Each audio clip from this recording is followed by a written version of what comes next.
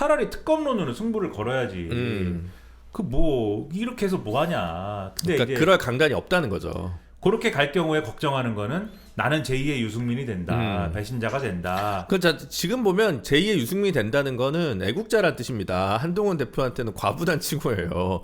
제2의 유승민이 나쁜 게 아니야. 물론 이제 유승민 대표가 지난번에 저기 전화 출연해줘서 하는 얘기는 아니고 아니 그렇잖아. 뭐 그때 김무성 유승민 대표가 어쨌든 탄핵에 찬성해줘서 나라가 그래도 한 발짝 앞으로 갈 수 있는 가능성을 여는 거 아닙니까? 근데 경상도에서 죽일 놈들이 된 거지만 그게 이제 뭐 이 정치인으로서 현실적인 고민일 수도 있으나 저는 그런 얘기도 하고 싶은 게 요새 뭐 여의도에서 하여튼 시나리오는 엄청나게 얘기를 하거든요. 여러 가지 얘기를 뭐 분당설 분당이라기보다도 뭐 그런 얘기 있잖아요. 그 가령 특검을 수용하면 그 다음은 뭐냐? 그러니까 그것도 참 웃겨 나는. 그러니까 특검을 수용하면은 결국 탄핵으로 간다. 이상하잖아 그거는. 근데 그거를 그러니까 주로 보수에 있는 분들이 그런 말씀을 종종 하시는데 그렇게 많이 하시더라고요. 특검을 수용하면 탄핵이 될 것이다라고 말씀하시는데 아니 그렇게 말씀하시면 안 되지 않아요? 보수 쪽에 있는 분들이 특검을 해도 그렇게 치명적인 게 나오지는 않습니다. 뭐 이렇게 얘기를 해야 되잖아요. 그렇지. 원래 그래야지. 그게 아니고 특검을 수용하면 반드시 탄핵으로 갈 겁니다. 뭔가 큰 게 나오니까 탄핵으로 간다는 거야? 아니면 그냥 탄핵 소추까지 되는 그 매직 넘버는 여의도에서 반윤이 형성이 된다는 의미인지 아니면 특검이 나와서 터져가지고 무조건 탄핵이 된다는 건지 이 사람들 말 이상하게 하더라고요. 그러니까 근데 특검에 찬성한다고 해서 반드시 그 인원이 예를 들면은 뭐 대단한 것도 없는데 예를 들면 특검이 돼가지고 그대로 뭐 탄핵 찬성으로 가는 거야. 그거 모를 일이잖아요. 모를 일이죠. 예. 별도로 생각할 수도 있는 건데 근데 뭐 대단한 게 분명히 나올 거라고 생각하는지 아무튼 탄핵이 되고 그러면 대통령 직무가 정지되고 헌법재판소가 아무튼 간에 이제 판단을 하게 되는데 헌법재판소 구성이 고약할 것이니 그쵸? 지난번처럼은 안 될 것이다 이게 그게 그래가지고 기각이 되고 윤석열 대통령이 화려하게 부활을 하고 지방선거를 이겨 그리고 화려하게 부활을 하면은 그때 한동훈 대표 뭐가 되냐 예수님이 33일 만에 부활을 하면은 어떻게 됩니까? 가론 유다가 어떻게 됩니까? 이미 죽었지 가론 유다. 그러니까는 아니 3번 부인해도 계속 되잖아. 그러니까 이게 뭐 그런 걱정까지 하고 있는 거 아니냐 이런 얘기를 별별 생각을 다 하는구나. 그러니까 별의별 얘기를 다 하는데 그럼 나는 이게 웃긴 게 특검이라는 거를 그러면 이게 웃기잖아요.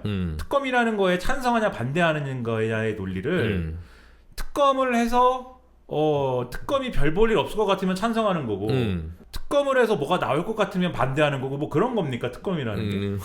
그러니까는 그 웃기잖아요 그게. 다른 거 다 떠나서 이게 어쨌든 간에 검찰이 수사를 제대로 안 할 것 같은 거에 대해서 특검을 하는 게 특검이죠. 원론적으로 맞는 거잖아요. 어쨌든 간에. 근데 그거에 대해서 어쨌든 지도자적인 정치인이 원론을 얘기해 주는 게 필요하다라고 생각을 하고 그리고 그렇게 해서 제2의 유승민이 될 수 있다. 보수의 배신자가 될 수 있다. 이런 거는 저는 그렇게 해서 그렇게 될 수 있다라는 거는 제가 볼 때는 깨야 된다. 왜냐하면 그런 프레임을 깨지 않으면은 보수의 혁신이라는 건 없는 거죠 영원히.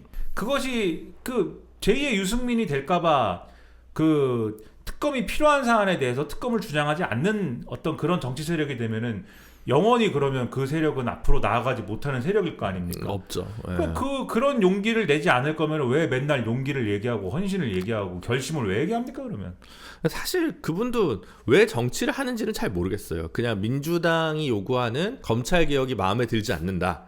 이걸 내가 막아내겠다. 이 정도 소신 외에 국가를 어떻게 끌고 나가야 되고 국정을 어떻게 해야 된다에 대해서 충분히 생각을 하거나 뭐 시간이 있다기보다는 내가 수사해보니까 이거 여기저기 쓰레기가 많은데 내가 쟤보다는 엘리트야. 뭐 이 정도의 마인드셋 이외에 한동훈 대표한테 지금 뭐가 있나라는 생각이 좀 들긴 해요. 네, 근데 그래서 제2의 유승민이라는 표현도 과분하다. 과분하다. 네. 근데 이게 본인 특검 뭐 이런 거는 본인 전문 영역이잖아요. 네. 또 본인이 뻔히 아는 거를 불기소의 논리가 그게 뭐예요? 그게 바보들도 아니고 기자들이 물어봤잖아요. 그거 그 BP 패밀리라고 있던데 그건 뭐예요? 물어보니까 검사가 뭐라고 그랬어요? 저희가 진짜 열심히 고민해봤는데 모르겠습니다. 모르겠습니다가 뭐예요? 지금 장난칩니까? 그걸 또 핸드폰을 압수수색도 안 했다며? 그냥 그 김건희 여사가 압수수색 했습니까? 물어보니까 뭐 어쩌고 저쩌고 하더니 결국은 했습니다였는데 나중에 확인해 보니까는 그 건으로 압수수색한 게 아니고 다른 건으로 압수수색한 거잖아요. 장난치냐고요. 그리고 나중에 보니까 그 MBC 보도입니까? JTBC 보도입니까? SBS 보도입니까? 거주지 압수수색은 안 했다면서 또. 그 뭐예요? 그게 장난치는 겁니까? 그러니까 이거 보면 알잖아요. 알죠. 수사 전문가니까. 무조건 특감해야지 이거는. 그러면 본인이 봐도 특검 사안일 텐데 그러면 그 얘기를 해야죠. 뭐 하는 겁니까? 장난치는 것도 아니고. 아니 기본적으로 선배 자세가 안 돼 있어. 내가 실무 검사면 형 어떡하란 말이야 나 지금. 나 죽으란 말이야? 나 좌천데? 아유 애들이 고생하는구나. 줄 타느라 차라리 이건 특검으로 옮겨줘서 애들을 자유롭게 놔주자. 너희는 마약사범이나 때려잡아라. 이렇게 가야지. 선배된 자로서도 이건 큰 그 가르마는 쳐줘야 될 거 아니야. 그건 이제 한동훈 대표가 잘못하는 거죠. 특검은 해야 됩니다. 그래서 특검을 한다. 그러면은 일단 전제는 윤석열 대통령은 탈당시켜야 됩니다. 영향력 발휘하지 못한다. 물론 탈당을 못 시키겠지만 그것을 요구해라. 윤석열 대통령 탈당하십시오. 그리고 특검으로 가는 경로는 논리적으로 형식 논리적으로 세 가지가 있을 거예요. 첫째, 민주당이 얘기하는 특검법 그냥 수용을 한다. 그 경로가 있겠죠.